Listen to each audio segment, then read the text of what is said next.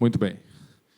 Devidamente posicionados, gostaria de saber se alguém tem alguma pergunta para iniciar essa nossa mesa redonda, ou não. Se não, começo eu com a pergunta aqui. Tem? É que daqui a gente não consegue enxergar bem por causa da luz, tá? Se puder, por favor, só se identificar quem é que está perguntando, facilita para a gente aqui da frente. Tá. Meu nome é Bruno, sou gerente de aves da Vetanco. Eu tenho uma pergunta para o doutor Felipe. Eu estou lendo porque eu construí um raciocínio, não sei nem se está certo aqui, mas vamos lá. Bom, a situação é que vocês apresentaram o cenário no Brasil, né? Aí associa com a popularidade embaixo do governo, um crescimento dos adversários, apesar de que, na mesma pesquisa que mostra essa baixa popularidade, mostra cenários e o Lula ganha em todas, né? Então, não sei se há esse fortalecimento dos adversários, mas, enfim. E aí, assim, você tem a forma como o governo sempre atuou em relação à popularidade quando começa a cair, melhorar os benefícios, aumentar benefícios para a população e tudo mais. Eu enxergo hoje que a população não vê mais como benefício, mas já está adquirido. Então, eu não vejo se há se a população enxerga como um aumento de algum auxílio como um plus. Até porque a base que elegeu o Lula, além da base que ele sempre teve, foi muita gente que era insatisfeita ou da rejeição ao Bolsonaro. Então, ele tem que agradar muito mais pessoas, né? Não só a classe D e E. Então, minha pergunta é: o que pode ser feito pelo governo? Quais são os cenários que ele pode fazer economicamente? O que ele pode fazer economicamente, além desse tipo de assistencialismo? E o que isso pode vir a acarretar nos próximos 2 anos e, quem sabe, num futuro governo, continuidade do governo Lula? Perfeito, maravilha. Só tinha alguma dúvida?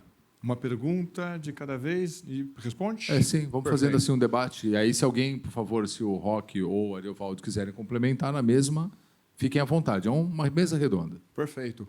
Eu tenho que cometer um gafe, esqueci seu nome. Bruno, vamos lá. Acho que de resposta... Vou dividir em 3 partes, mas, diretamente, eu acho que a grande medida vai ser a isenção do IR até R$ 5.000. Eu acho que essa vai ser a grande medida do governo, tá? Não vai soltar agora, eu acho que vai soltar em algum momento lá em 2026, pega ali uma fração da classe média ali mais baixa e tem popularidade, eu acho que essa questão. Não é algo inédito do Lula, no governo Bolsonaro já tinha sido aventada essa possibilidade, a dor de cabeça é que você vai deixar de arrecadar e, na situação fiscal delicada, o mercado pode reagir de maneira diversa. Na realidade, vamos dizer assim, o mercado reage de maneira muito adversa lá em novembro, justamente porque, junto com a promessa ali de ajuste de alguns cortes de gastos, o Haddad anuncia na televisão a isenção do IR até R$ 5.000. Então, acho que essa vai ser a grande medida. Depois, do outro lado, pensando em eleição, aí eu vou fazer as palavras do Kassab, né? Se o Lula for candidato, é um candidato forte. Então, das últimas 6 eleições, ele ganhou 5. Tá? Então, é difícil você desconsiderar a possibilidade dele ser muito competitivo nas eleições. De fato, no mesmo período daquela pesquisa da Quaest, saiu também os números ali de possíveis candidatos, né? Então, claramente, você tem um movimento de fragmentação entre os candidatos do campo oposto. Tá? Aí eu não sei se eu chamo de direita, de centro, cada um escolhe ali o termo que preferir.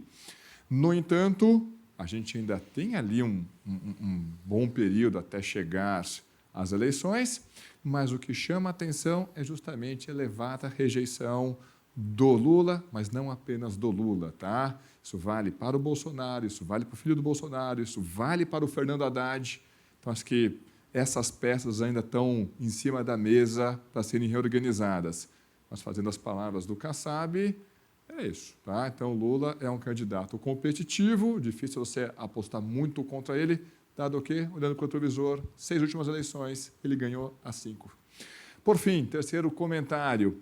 A popularidade do governo está arranhada, capital político dele não é tão grande assim, não é por acaso que ele vai buscar um suporte junto ao STF, então vai buscar essa parceria na Suprema Corte, faz ali uma troca, ministro da Suprema Corte, agora me faltou o nome, Lewandowski, e encaminha o seu ministro para a Suprema Corte, o Flávio Dino. Tá? Então, não é por acaso.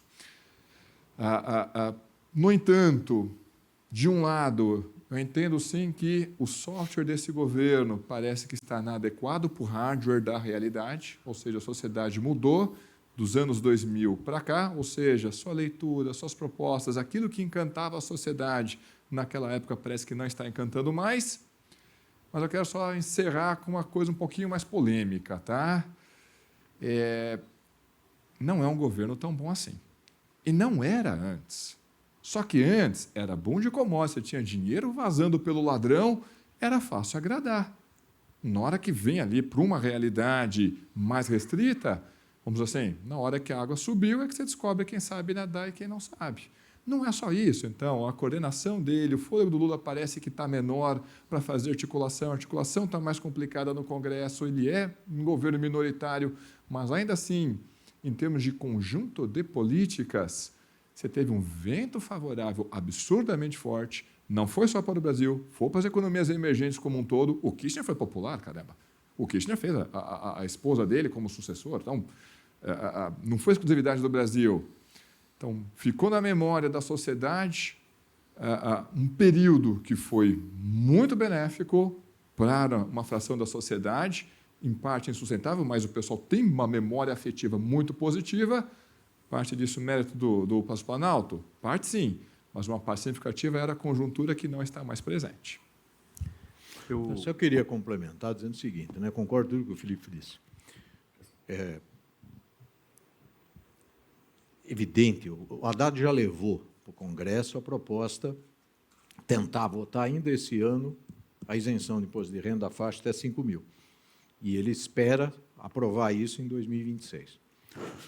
O ano passado, o governo, nas contas públicas, estimou que as reavaliações de processos, né, que envolvem o governo, junto ao CARF, teriam um benefício dentro das contas de 55 bilhões de reais. Na verdade, daí virou 30 milhões. Né? Quer dizer, então, a coisa está jogando lá em cima e não chega. Outro fato que pode agradar uns e desagradar outros, aqui não é torcida, estou falando em fatos. A semana passada, quando saiu a pesquisa da Quest, dizendo que o Lula tinha perdido, né, bastante popularidade, inclusive na região Nordeste, o mercado financeiro entrou em alvoroço. A bolsa subiu, o dólar deu uma despencada, então você vê que está tudo desequilibrado. Quer dizer, nós temos um mercado, um setor financeiro e tal, que quando o presidente da República vai mal, e faltam 2 anos ainda, a economia, ela respira. Então, isso é terrível. Né? Eu sei que isso agrada alguns e desagradam outros, mas onde que nós vamos chegar com isso? Né? E, por fim, né, além disso, eu queria dizer acerca da história do imposto de renda. Você veja, o público nordestino é um público que vive de assistência social, e eu acho que a esmagadora maioria nem imposto de renda declara, e mesmo assim eles não estão conseguindo, né, estar dispostos, né, felizes com o governo.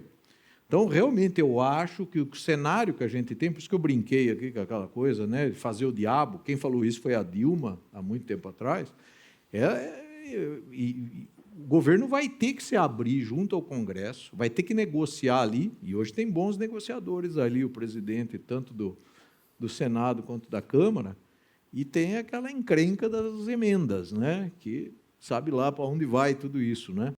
Então, a impressão que dá é que os números eles vão piorar, né, sob o ponto de vista econômico. Né? Essa é a impressão que eu tenho. Tomara, né, eu esteja errado, né? Mas é algo, eu só queria complementar, porque assim, eu só vejo, como você perguntou, o que dá para fazer além? Então, além da questão do imposto de renda, é realmente escancarar, encontrar mais programas sociais para restabelecer a base onde garante, né, ali o público, né, o eleitor desse governo, né, constituído aí. Eu queria adicionar algumas coisas que eu acho que são importantes nessa história. Primeiro são as tendências mundiais sobre isso. E nós temos uma tendência de uma guinada política à direita. E a gente sabe que o Brasil se espelha no que acontece nos outros lugares. Então, esse fator é importante. Eu acho que tem algo que o Felipe mencionou, que é essa divisão da direita, ela pode ser negativa e isso favorecer o Lula. Mas eu acho também, que o Felipe também mencionou isso por cima, o Lula, e não só o Lula, mas a esquerda, ela ficou defasada no tempo. E ela perdeu a sua capacidade de construir alternativas e propostas para a população. O Lula é um Lula antiquado, que não, e não só ele, mas a esquerda no mundo todo ficou desagregada de conectar com as pessoas. Apesar de auxílios econômicos, os fatores políticos vão falar alto, e eu acho que esse é um diferencial desse cenário agora. Eu acho que dá para a gente dizer, inclusive, que nós estamos caminhando para uma repetição de 18, onde você tinha a questão da segurança pública com extrema relevância e um sentimento antissistema muito grande. E a gente pode medir isso pelo fenômeno do Pablo Marçal em São Paulo. É um cara totalmente antissistema, e a gente tem agora Gustavo Lima. Então, quer dizer, é uma sucessão de figuras muito mais antissistema do que o discurso do Bolsonaro, e o Trump ecoando esse antissistema no mundo todo, e o mundo todo, na Europa também, com eleições, agora na Alemanha, que serão importantes. Então, tem outras tendências que a gente tem que prestar atenção, que eu acho que vão afetar a situação no Brasil. Acho que, mesmo com recurso econômico, a realidade mudou. Essas pessoas que dependem desse auxílio econômico, elas vislumbram outras oportunidades. Pablo Marçal teve votos em São Paulo de gente que depende, que é condição de vida econômica ruim, social ruim, e votou nele, porque almeja crescer, almeja esse sonho que esta nova direita digitalizada, antissistema, oferece, que são os aplicativos, que é fazer o seu negócio na internet.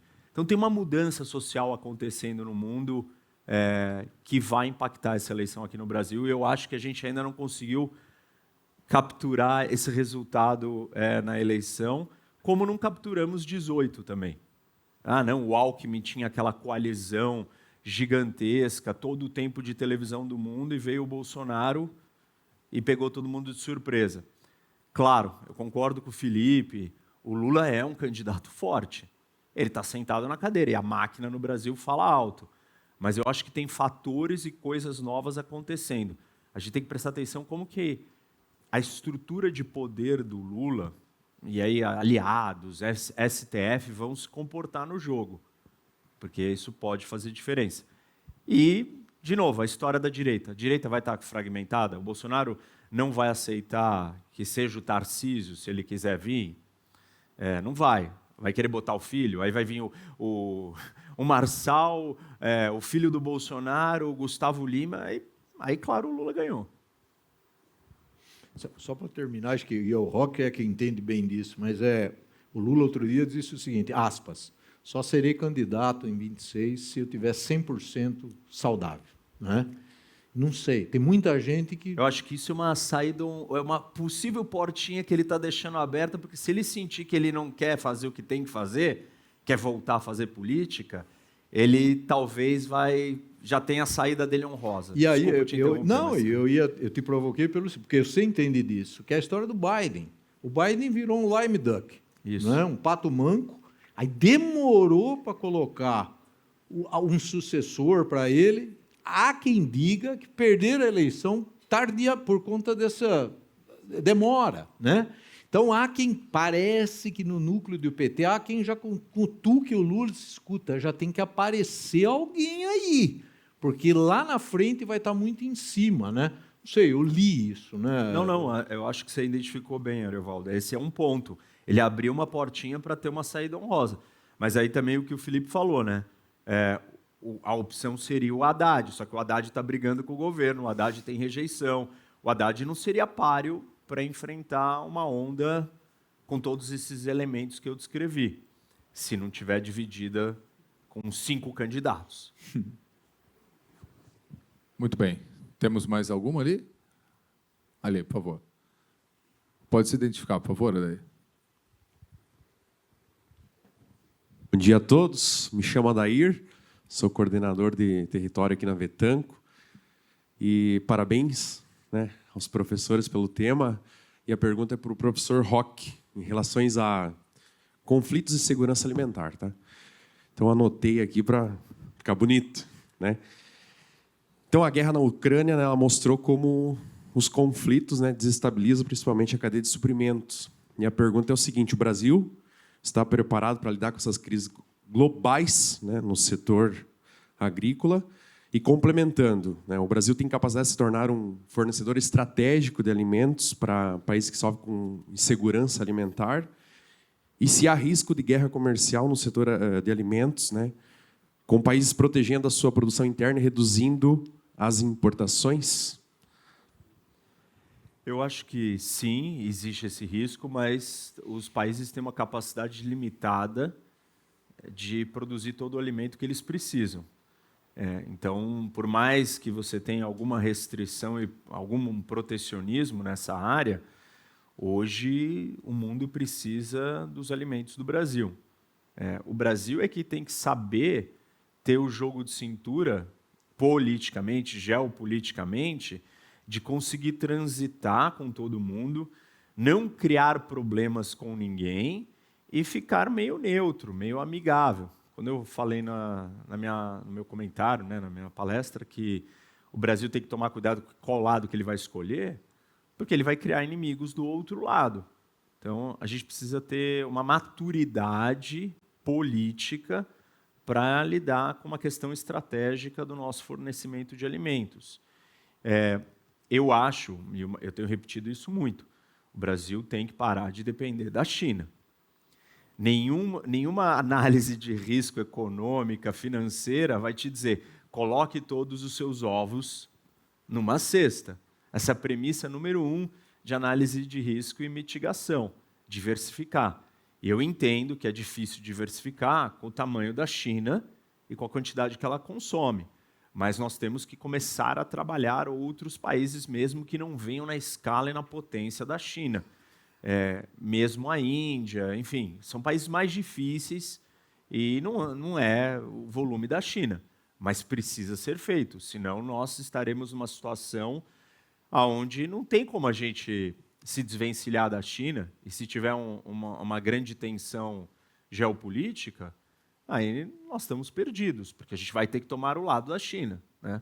E se o mundo está dividido em 2 grandes blocos, de um lado as ditaduras e de outro as democracias, o Brasil vai acabar de um lado complicado e aí tem retaliação, tem sanção, tem uma série de coisas. Imagina se é o Trump e se realmente começa uma briga dessa. E o Brasil é o grande fornecedor. O Trump está incomodado com o Panamá porque o Panamá terceirizou a operação de saída de 2 lugares do canal para a China. E ele quer invadir o Panamá por isso. Imagina se o Brasil é o fornecedor de alimentos e os Estados Unidos está numa guerra contra a China. O Brasil vai sofrer consequências.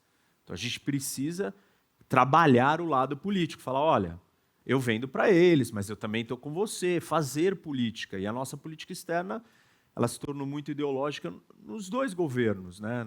No Lula e no Bolsonaro.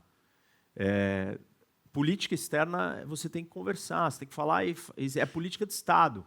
Não é o Bolsonaro é amigo do Trump. Aí o Trump vai embora, acabou a relação. Não pode ser assim. E o PT faz a mesma coisa do outro lado também. Então, eu acho que é isso. É uma situação... o Brasil tem muitas vantagens e vai continuar tendo. Alimento é fundamental para qualquer conflito. Tem muita gente que diz que a Rússia pode continuar lutando porque ela tem energia e alimento. A China não tem energia e nem alimento. Se ela for para uma guerra, ela tem que estocar. E ela está construindo grandes estoques já. Vocês devem saber disso. E o Brasil tem muito a ganhar nessa situação se ele souber navegar politicamente.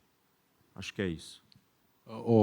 Professor, eu não sou entrevistado, mas só para complementar sobre essa diversificação de mercado, na semana passada a gente estava naquele encontro da FACTA, eu não me lembro quem apresentou os dados de que o Brasil, no mercado de avicultura e suinocultura, que é onde nós todos aqui estamos inseridos, fomos capazes, mesmo com uma queda na importação da China, ou de exportação para a China, na cifra de 20% a 30%, de carne suína e carne de frango, nós fomos capazes de abrir novos mercados, e isso, parabéns à BPA em especial, né? Filipinas, que vem, Chile, exatamente, Fantástico. que cobriram esse caminho. déficit de 30%, quase 30%, e aumentaram ainda a exportação. Então, nesse segmento que nós aqui estamos inseridos, o serviço está sendo bem feito. Agora, grãos também e outros mais precisam ser levados em Acho que, no consideração. geral, né, a relação comercial Brasil e China é muita dependência.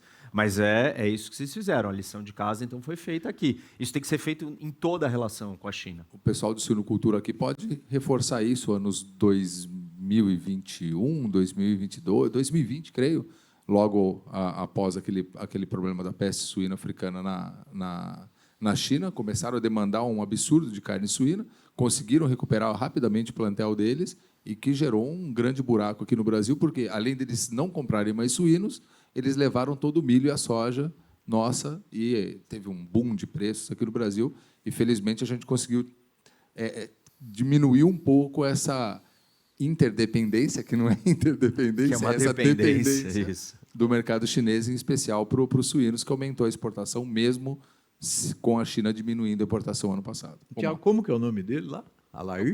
Adair. Adair, em comércio internacional, você tem free shoring, near shoring, power shoring, mas o que vale é o seguinte, você não tem amigos, você tem interesses.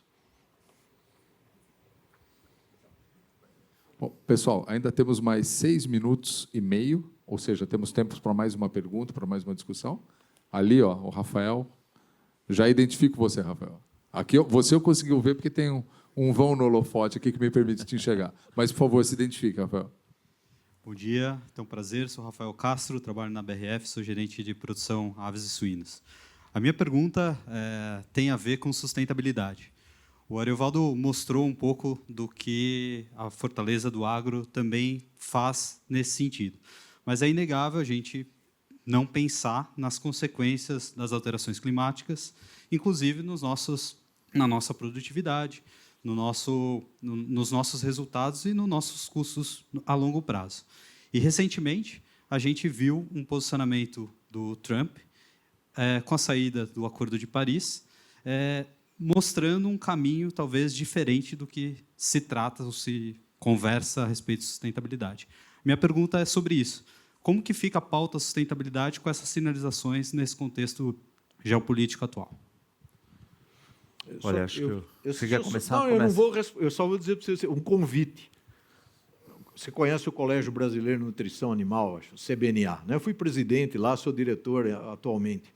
Agora, em maio, no AMB, nós vamos fazer um evento, né?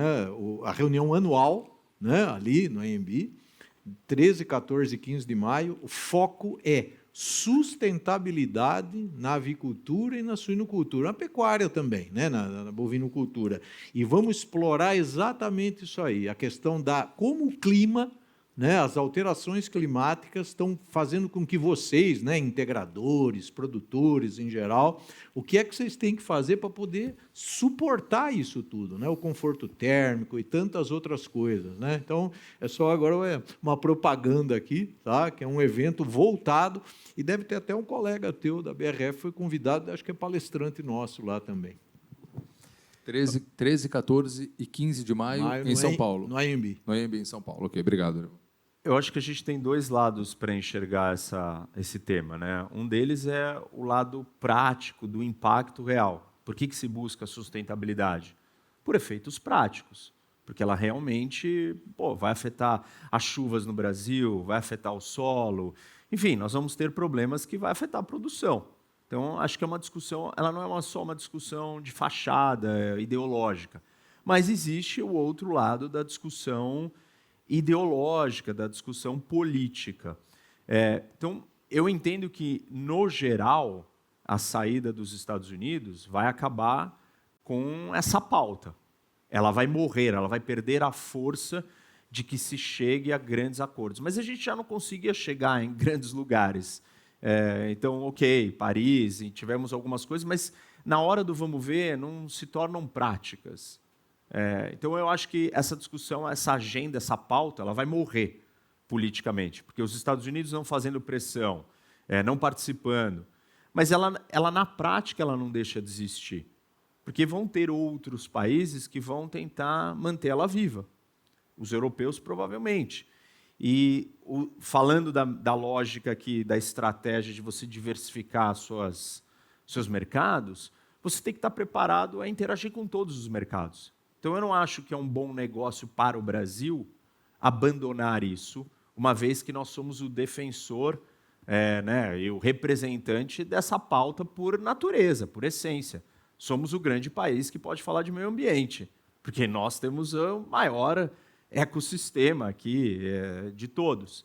Então, para o Brasil, acho que nós temos que continuar construindo essa imagem, porque parte desse jogo todo é um jogo de imagem, né? Como vocês sabem muito bem. Mas, internacionalmente, eu não vejo que isso vai ganhar mais tração.